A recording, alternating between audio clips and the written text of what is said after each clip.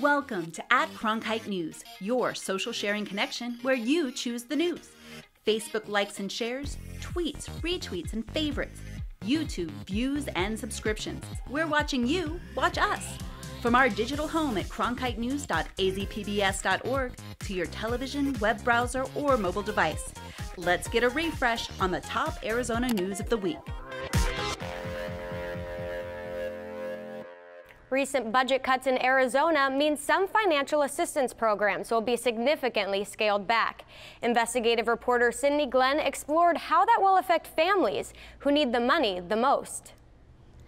The federal limit for TANF benefits, known as temporary assistance for needy families, is 5 years. In 2010, Arizona reduced that to 36 months. In 2011, 24 months. And come this summer, there will be a 12-month lifetime limit, the most restrictive in the country. Families seek help from places like St. Mary's Food Bank when times are tough.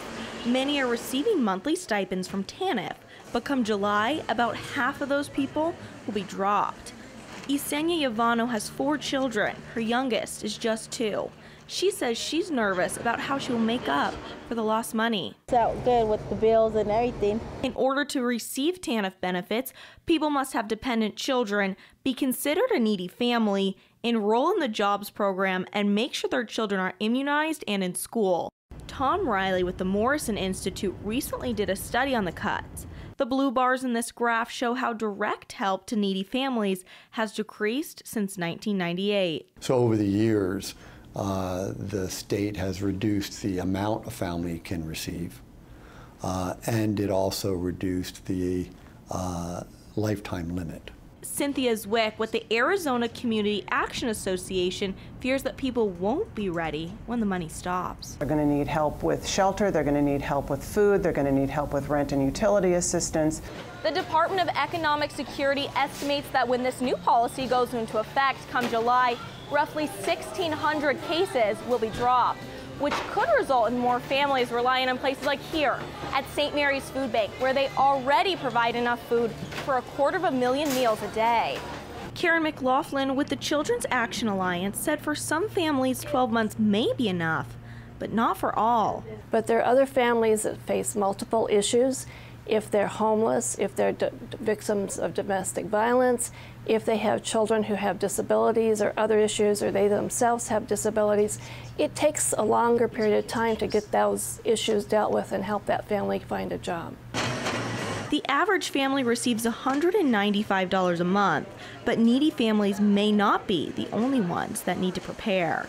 It's not an increase in the number of resources available for them, so it's a strain on the community that is always asked to help through contributions of food, through the support of nonprofit organizations. One of the main goals of TANF is to get poor families off of government assistance and in a sustainable career. But McLaughlin is concerned that that's just not happening. And we don't think that anything is being done to help the parents get a job that will sustain their family for the rest of the child's life. And I think that's what the TANF program was intended to do when it first was created. This summer will bring big changes for families on TANF. You know, one thing I know about these families is they're resilient and they will work as hard as they can to make ends meet in the meantime. According to the Economic Department of Security, this new policy will save the state about $4 million a year from the $9.1 billion budget. For a full multimedia report, visit cronkitenews.azpbs.org. With the investigative team, I'm Sydney Glenn, Cronkite News. The U.S. and Mexico share more than a border. Both countries are struggling with obesity rates that are among the highest in the world. I was recently in Nogales, where border residents are especially concerned about childhood obesity. To understand the growing obesity problem on the border, you don't have to look far, says this PE teacher in Nogales, Mexico. I work in an elementary school. You notice the children who are struggling with their weight, the parents are fat, so it keeps repeating itself generation after generation. One reason, the popularity of U.S. fast food chains in Mexico. Junk food is also an easy reach for children on both sides of the border. In the schools, they sell them Sabritas potato chips, they sell them Tostitos, they sell them all of that, a lot of soda. The result? both countries are struggling with obesity. The Mexican government has created a public awareness campaign promoting a healthy diet and imposed a 5% junk food tax in 2013. There's a lot of explanation about the issue on television and other media, but people still go, but not like the fast food boom. The solution begins at home, says this grandmother. Grandmothers and mothers, we need to make meals at home that are more nutritious. Home cooking is usually healthier, but a harder choice for those who have to eat on the go. The U.S. Department of Agriculture is funding efforts to fight childhood obesity on the border, and Nogales is one of the areas getting help. Phoenix schools are taking a stand in water conservation. Cronkite News sustainability reporter Ebony Johnson takes a look at what the Washington Elementary School District is doing to help. Ebony? According to the city of Phoenix, the volume of water used by school districts in the city dropped 18% between 1990 and 2012. But if other schools followed in Orangewood Elementary's lead, the cost could decrease even more. Each day at Orangewood Elementary, just over 1,000 boys and girls drink, wash, or flush. Now, Washington Elementary School District has signed a 15-year contract with Mid-State Energy with a goal to reduce water use and utility bills at Orangewood and other schools by replacing regular restroom hardware with high-efficiency equipment. We can do two good things by focusing on conserving water and energy in our district. City of Phoenix Water Department spokesperson Stephanie Bracken says the city is proud of the district's efforts. Well, the city thinks it's great that the Washington Elementary School District is really stepping up and conserving water. Anytime our residents, businesses, or even school districts can help us conserve water in the long run, it's great for our water supply. The district has renovated almost all of their schools, including Orangewood Elementary, which is one of the few sites that includes new hardware plus added irrigation control. We installed high-efficiency toilets, high-efficiency urinals, and also high-efficiency faucets, which all of them reduce the consumption per use. We also included irrigation controls. It's taken 2 years for WESD to replace 322 toilets, 99 urinals, and 371 faucets in 28 out of the 32 schools in the district. Kramer says the long-term goal is simple. We would like to be leaders in this, and we'd like other school districts to follow suit. As I said before, the sheer number of acreage that school districts have around the state is enormous. And if everybody contributed like we do, we think we can make a real positive impact on Arizona's water consumption. The lease agreement meant no more than larger expenses for the district, and now it has reduced its bill by more than $200,000 over 14 months. The district expects to save even more in the coming years. In downtown Phoenix, Ebony Johnson, Cronkite News. Many youths in today's society are misdiagnosed with mental illnesses like Tourette's, obsessive-compulsive disorder, or anxiety attacks, when in actuality the diagnosis could be an autoimmune disorder that attacks certain functions of the brain. Cronkite News reporter Jesse Schultz has details on an effort to create more awareness about these disorders. The Arizona House Committee on Pediatric Autoimmune Neuropsychiatric Disorders, or PANS, met today to discuss plans to better educate and diagnose this relatively unknown disorder. The Arizona House Committee on Pediatric Autoimmune Neuropsychiatric Disorders, or PANS, may look small, but they are discussing a big topic.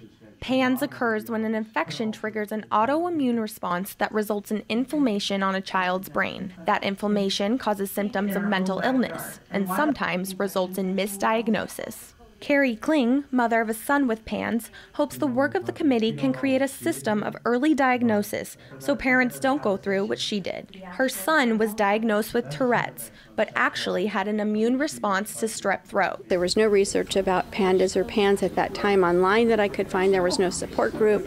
There was no one for me to turn to. One of the goals of the committee is to spread awareness and educate doctors on diagnosis and treatment, both of which are controversial because PANS is not widely accepted. This concept came up 25 years ago, and many physicians said, it doesn't make any sense, and we don't believe it.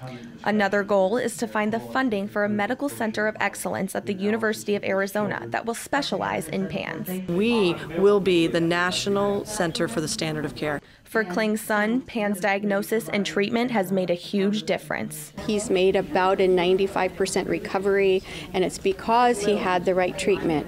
The group needs $5 million over the next 5 years to start funding the Center of Excellence. In honor of the Pediatric Neurological Disease Awareness Day, supporters will be hosting a picnic tomorrow evening at McCormick-Stillman Railroad Park in Scottsdale. Live in the Media Center, Jesse Schultz, Cronkite News. PetSmart and Petco are two of the top dogs in the pet industry, and there's speculation about the companies merging. Reporter Jackie Padilla reports how local shops could benefit. Shopping local is great for any community, and Oh My Dog says grooming local is no different. From custom doggy treats and designer outfits to personalized grooming, this Scottsdale pet boutique says they cater to pups who like to be pampered. Jackie Griffin and her husband opened the doors to their pet boutique 8 years ago. This is the real owner of the store.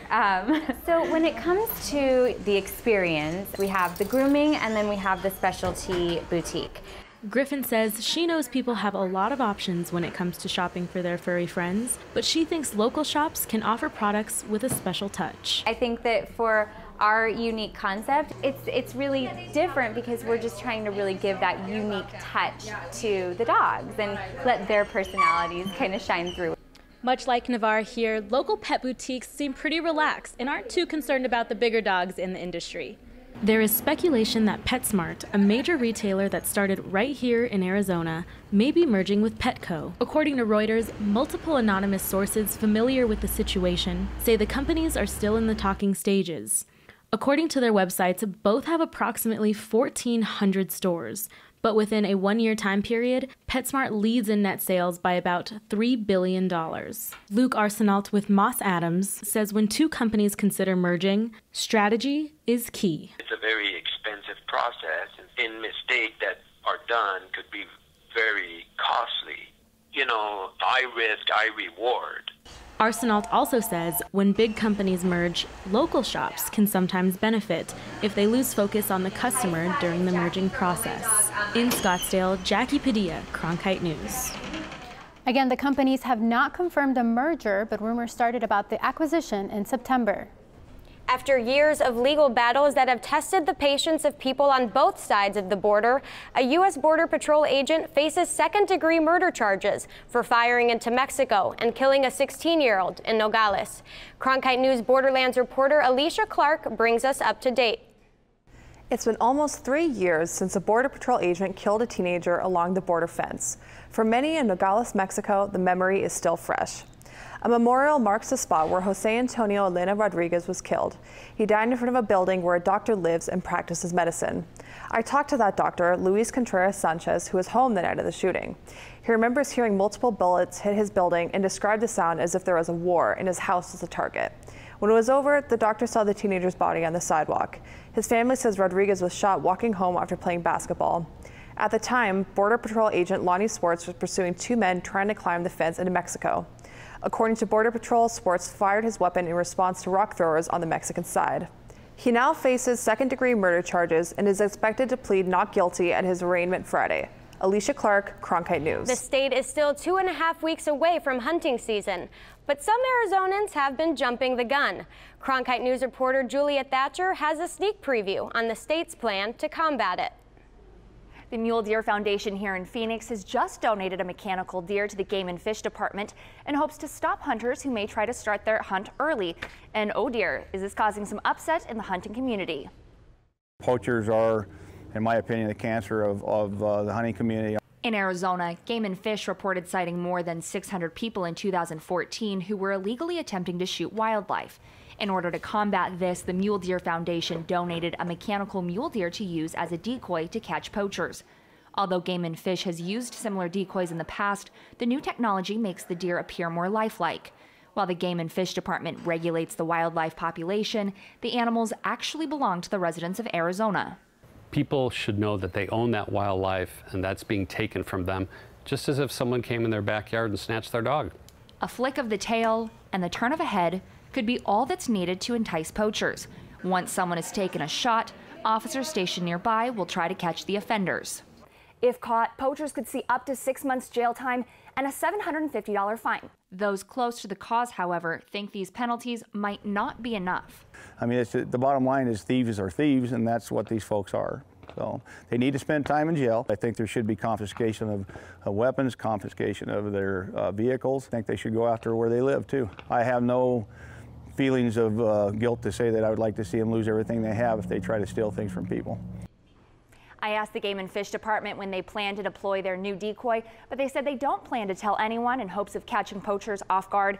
They said they also intend to change the rack of the mule deer to keep poachers on their toes. In the broadcast center, Julia Thatcher, Cronkite News. Fantasy football has become a multi-billion-dollar industry, yet the Arizona legislature still shot down a bill that could have made it legal. Cronkite News reporter Rebecca Wynn found out why some think the online craze could benefit the state and why others still have concerns. It's hard to turn on a TV, go on a computer, or look at social media without being inundated with fantasy football talk. With the addition of daily and weekly fantasy football game sites like FanDuel and DraftKings, the new twist to making money off sports has taken over America. But here in Arizona, the football trend is actually illegal. The fact is that we, as residents of Arizona, are one of only 5 states where we can't play fantasy sports for prizing. And I think that needs to change. We need to, catch up with the times. Look at what fantasy sports games really are.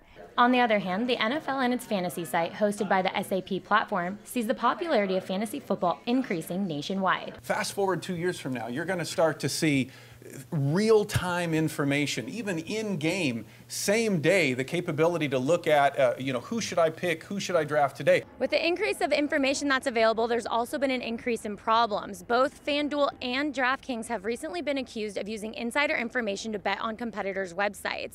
And that's just one additional issue that Arizona may see with the regulation of online fantasy football. I mean, so much business is done on the internet, and states are looking for a way, one, to regulate it, and two, how can they benefit from it, via tax or fees, that sort of thing. Here in Arizona, they haven't quite figured that out. Secondly, I would imagine the sovereign nations, the Indian nations, are probably going to take a hard look at that. Is it going to affect their casino operations? And it's in the states connected to tribal lands like Arizona where the legality of fantasy betting is in flux. In Phoenix, Rebecca Wynn, Cronkite News. Both FanDuel and DraftKings have announced that they're seeking third-party reviews of the companies and have also banned all employees from playing on other fantasy sites. Earlier this week, an American Airlines pilot died in flight after taking off from Phoenix. That plane landed safely thanks to the co-pilot, but it brings to mind the need for emergency medical attention in flight. Cronkite News reporter Mitch Casada found out how one hospital in Phoenix helps air crews worldwide. In-flight emergencies are terrifying, but MedAir MedLink, a company based here in Phoenix, makes sure SOS callers have someone to speak to. Air travel is supposed to be routine, but when a medical emergency occurs during a flight, it becomes anything but. That's when companies like MedAir MedLink come in to help. We usually get a call from either the flight attendant, the cabin crew, or the pilot, and generally the call will come into our center over here. The call will be answered by one of our communication specialists who will take some basic information down and then eventually speak to the physician to give us further information about the case. Dr. Monish Bao is a doctor at Banner University Medical Center in Phoenix. He works with MedAir, which is located at the hospital, but takes calls globally. Generally, on average, we're taking about 200 calls a day. If a passenger has a medical emergency while in the air, it's MedAir's job to help walk them through treatment and then get them to a hospital as soon as the flight lands. MedAir has been helping passengers for 30 years and taken more than 250,000 cases. Last year, MedAir had more than 81,000 cases and currently supports 136 airlines worldwide.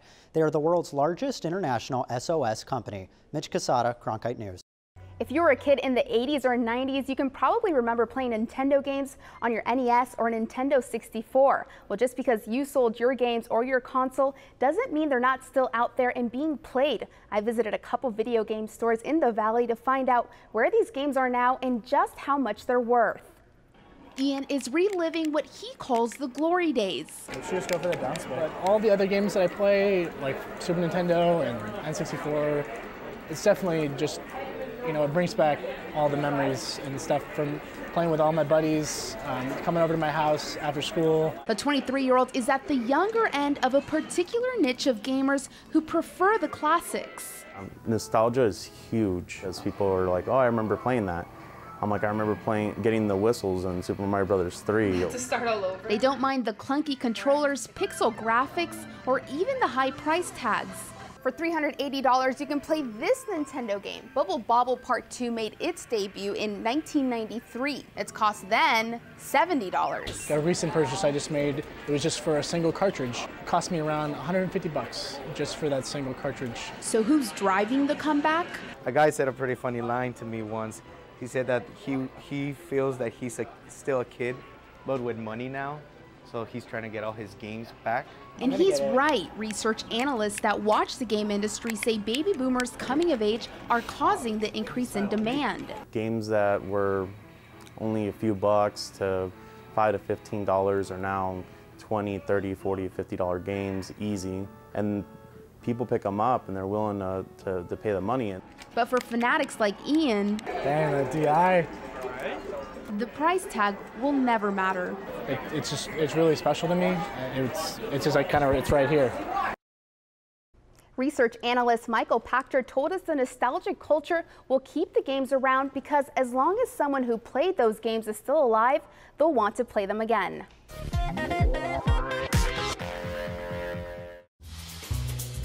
Tap into the art scene from coast to coast. Join the Art Beat Nation, a weekly series where you'll experience a rich cultural tapestry of art stories from across America. Meet artists, writers, composers, and performers setting the pulse of the arts in America now.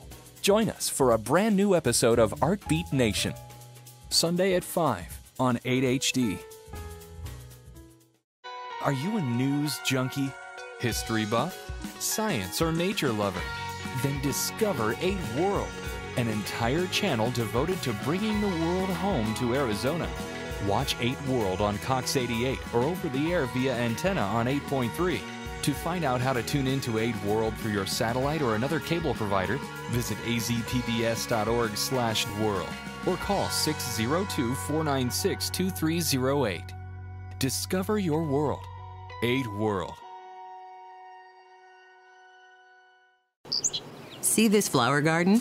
There used to be a car sitting there, a car I didn't use and didn't want. So I donated it to public television, and they took care of everything. In addition to supporting my favorite programs, I earned a tax deduction. Turn something you don't need into something you really want. Contact the Vehicle Donation Program.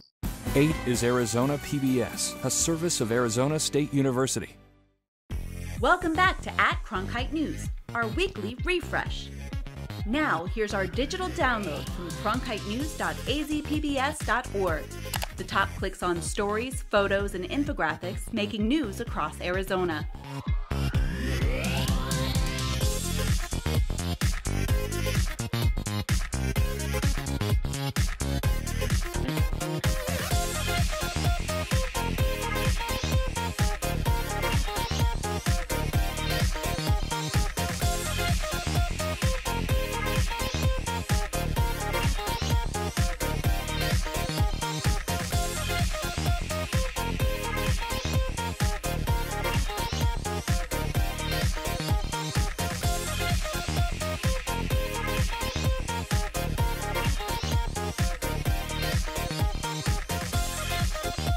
Now, here's an @Cronkite News pick of the week, a favorite from the Cronkite News staff.